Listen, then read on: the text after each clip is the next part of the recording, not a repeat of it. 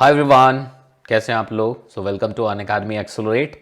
तो वैसे सभी स्टूडेंट्स जो जेई 2022 टारगेट कर रहे हैं उनके लिए बहुत अच्छी खबर है। अब अच्छी खबर सिर्फ कहने के लिए बिल्कुल भी नहीं है, क्योंकि दो तीन चीज़ें मैं बहुत अच्छी तरह से समझता हूँ कि जितने स्टूडेंट्स अभी क्लास 12th में पहुँच रहे हैं तो दो पॉइंट्स है जहाँ पे सोचने की ज़रूरत पड़ रही है आपको, है ना। एक तो ये कि भाई क्लास 11th में आप कॉन्फिडेंट नहीं है, या कुछ छूट गया है, या बहुत कुछ छूट गया है। बहुत कम ऐसे स्टूडेंट्स हैं जो बहुत कॉन्फिडेंट हैं, ठीक है। तो चलो, टाइम से पहले बहुत कॉन्फिडेंट होने का मतलब ही नहीं बनता, ये तो कॉन्टिन्यूस प्रोसेस है, टाइम के साथ आप क्वेश्चंस करते रहते। बट तमाम वजह हैं कि जिसमें कि लो कॉन्फिडेंस, और वो लाजमी है ना। बहुत सारे ऐसे पॉइंट्स हैं कि कुछ सिलेबस नहीं हो पाया है, कुछ हो पाया तो वहाँ पे प्रॉपर प्रैक्टिस नहीं हो पाई है, ठीक है। तो सबसे पहली चीज़ तो मैं ये बताऊँ कि अगर आप 11th को लेकर के थोड़े टेंशन में हैं तो वो अच्छी बात है। वो इसलिए अच्छी बात मैं कह रहा हूँ क्योंकि 11th का ज़रूरी पार्ट है। क्योंकि मैकेनिक्स है 11th में, वेव से 11th में, ठीक है। हीट एंड थर्मोडायनेमिक्स को मैं एक बार ही कहता हूँ कि चलो आप आखिरी में कर लोगे तब भी कोई प्रॉब्लम नहीं है, ठीक है।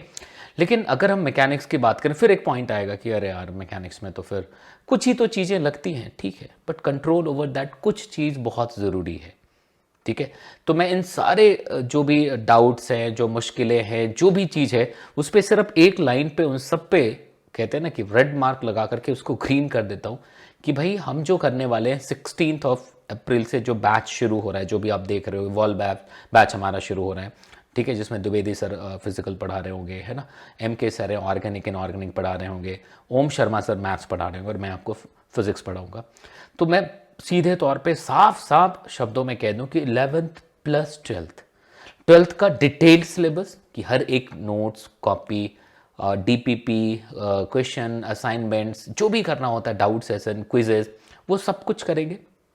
At the same time 11th का हर वो एक कॉर्नर जो जेई के लिए है, जिस तरह से जेई के लिए मतलब प्रॉब्लम सॉल्विंग होनी चाहिए, फंडामेंटल्स होनी चाहिए, तो उस तरह से हम बिल्कुल तैयार कर लेंगे, ठीक है।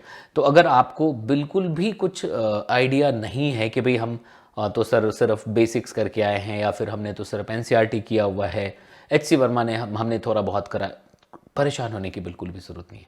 स्ट्रैटी बहुत क्लियर है कि भी वीकली 2 दिन हम अलग से निकाल रहे हैं जिसमें 11th के सिलेबस को कर रहे होंगे, ठीक है।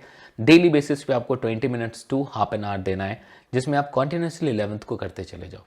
क्योंकि ये बात बहुत बहुत इंपॉर्टेंट है कि अगर आपने एक साल में नहीं किया तो आखिरी के 3 महीने में कैसे कर लोगे, और अगर आखिरी के 3 महीने में नहीं हो पाया तो कितना मुश्किल होगा।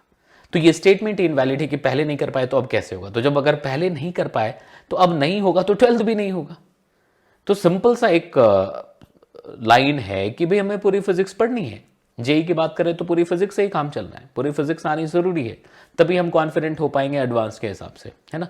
तो क्यों ना अपने आप को तैयार कर ले उसके लिए। तो जो भी स्टूडेंट्स होंगे तो मैं इस तरह से ही समझूंगा कि आप जीरो से शुरू कर रहे हो, आप मेरे पास फिजिक्स पढ़ने आए हो, ठीक है। इलेक्ट्रोस्टैटिक्स से बेशक शुरू हो रहा होगा वो, लेकिन आप देखेंगे कि इलेक्ट्रोस्टैटिक्स शुरू होते ही वेक्टर, NLM, फिर थोड़ा जैसे आगे बढ़ते हैं आप, जैसे एनर्जी की बात करते हैं तो फिर वर्क एनर्जी, ये सब कुछ आना शुरू हो जाता है। तो मैं बहुत स्ट्रैटेजिकली, बहुत टैक्टफुली, स्ट्रैटेजिकली उसको इस तरह से इंक्लूड करता जाऊंगा डेली टीचिंग में कि आपकी वो चीज़ें कवर होती चली जाएं, ठीक है। और 2 दिन स्पेशल तो हम अलग से निकालेंगे, ठीक है। तो इतना ज़रूर ध्यान रखिएगा इस पर, और आप स्टार्ट करिए। फुल अथॉरिटी से मैं कह सकता हूँ बहुत सारे स्टूडेंट्स ने बहुत अच्छा किया है। अब वो नाम गिनाने का कोई मतलब नहीं, लेकिन आपको पता है, ठीक है। बट फिर से एंड ऑफ द डे में एक ही चीज़ मैटर करेगी कि आपको कितना समझ आता है, कितना कर पाएंगे। तो मैं उसी बात को लेकर के बहुत कॉन्फिडेंट हूँ, और बाकी कोई भी बात मैं आपसे नहीं कर रहा हूँ, ठीक है।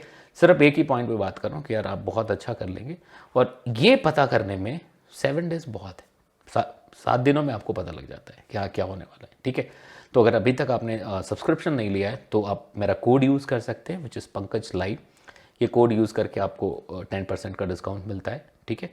तो फटाफट ये सब्सक्रिप्शन ले करके तैयार हो जाइए, और 16 से शुरू करते हैं हम लोग, है ना।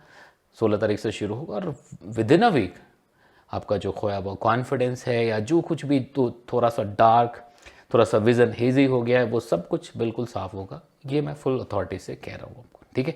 तो चलिए फिर आपसे मिलते हैं 16 को। All the best.